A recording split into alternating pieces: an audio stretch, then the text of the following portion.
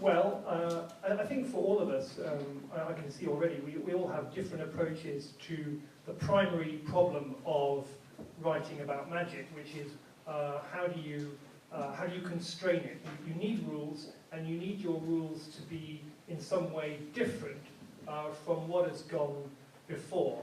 That is where the interest of writing that story lies. For me, the Bartimaeus story began as a response to, I have to say, a response to Harry Potter, which in 2001 was everywhere, and everyone was saying, okay, this is magicians and magic. It cannot be done in a different way.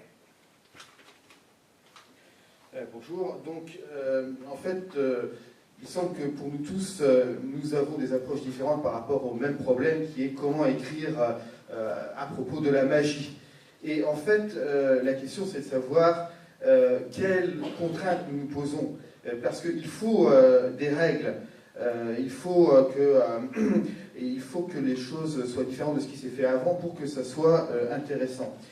Et en ce qui me concerne, et en ce qui concerne la trilogie de Bartimus, en fait, pourquoi ne pas le dire, le point de départ, ça a été que je voulais apporter une réponse à la série de Harry Potter. Puisque en 2001, Harry Potter était partout, et en fait, les gens disaient, bah voilà, c'est comme ça qu'on écrit sur la magie, et c'est tout, il n'y a pas d'autre possibilité. But for me, the story began with two solutions to this problem. The first solution was that the magical power that we will have magicians, but the magical power that they have does not come from them at all. That they are ordinary people who have one skill, which is to enslave demons or genies, magical creatures, to do their jobs for them. So there is magic. The magic is contained within these creatures, and the magicians use the creatures as slaves. Et donc, en fait, pour moi, le début, le point de départ de mon histoire, c'est que j'ai voulu apporter deux solutions à ce problème. La première solution, c'est que dans mon monde, les pouvoirs magiques ne viennent pas des êtres humains eux-mêmes, ils viennent de l'extérieur, en fait, parce que les magiciens sont des personnes ordinaires, et le seul pouvoir qu'ils ont, c'est de réduire en esclavage des démons et des génies, donc des créatures magiques, pour en fait leur faire leur travail à leur place. Et donc, en fait, la magie existe dans ces créatures magiques-là, qui sont, encore une fois, les serviteurs des magiciens. So you immediately have an interesting tension. The genie has all the power, but it is a slave and cannot use its own free will. And the magician has the power over the genie, but is constantly afraid or paranoid that the genie will escape and kill him. So the whole of magic is based, in my world, is based on this kind of paranoia and mutual distrust. Et donc vous avez une tension tout à fait intéressante, puisque d'un côté, vous avez les génies qui ont des pouvoirs, mais qui sont en fait des esclaves, qui n'ont pas de libre arbitre. Et d'un autre côté, vous avez les magiciens qui ont du pouvoir sur les génies, mais ils ont toujours peur que les génies échappent à leur contrôle. Et donc vous avez en permanence cette espèce de paranoïa et cette espèce de manque de confiance réciproque. Merci.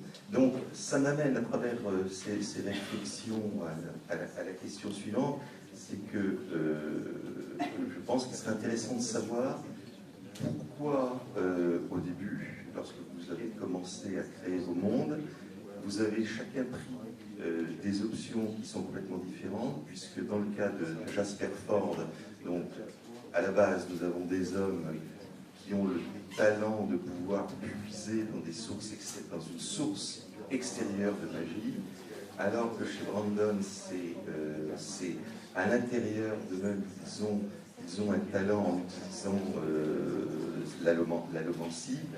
Et chez Jonathan Stroud, là, à nouveau, ce sont des pouvoirs extérieurs, mais des pouvoirs à travers des créatures. Donc, c'est à chaque fois quelque chose de complètement différent. J'aimerais savoir si, à la base, c'était parce que, comment vous avez décidé quelque part que c'était ce genre de magie qui allait être utilisé plutôt qu'une autre.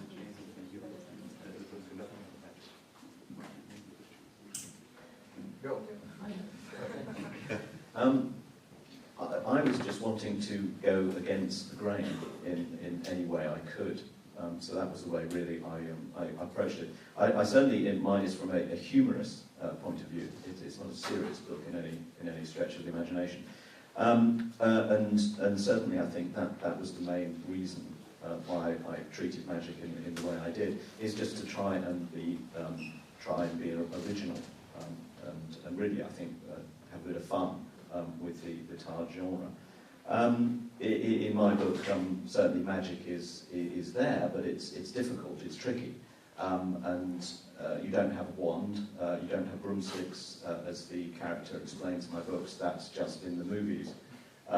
So people also have a suspicion about magic, because in the past there have been magicians who have been, very powerful and tried to enslave people, and now it's regarded with a great deal of suspicion and a great deal of bureaucracy. And in fact, you can't do a spell without filling out several forms, which take a great deal of time and effort and energy to do.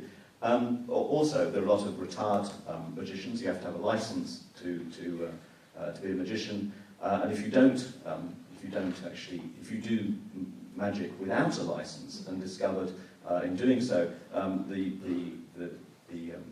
the punishment can be very severe, burning at the stake, in fact, because in the world that I've created, it's a fusion of sort of medieval brutality and modern sort of iPhone technology, and again, there's a lot of humour to be had in that kind of setting for magic. Alors encore une fois, moi, si je me suis servi de la magie dans ce sens-là, c'était vraiment pour aller à contre-courant par rapport à tous les autres romans du genre. Et clairement, c'est de l'humour. Hein. Il n'y a rien de sérieux dans ce bouquin, il ne faut vraiment pas le prendre au sérieux. Donc je pense que c'est la principale raison pour laquelle j'ai traité la magie de cette façon-là, pour essayer d'être original et de ne pas faire comme tous les autres. Et donc, dans mon livre, la magie est présente, mais c'est quelque chose de difficile à apprivoiser. Il n'y a pas de baguette magique, il n'y a pas, on se sert pas pas de tapis volant, mais de balai pour voler. Ça, comme on le dit dans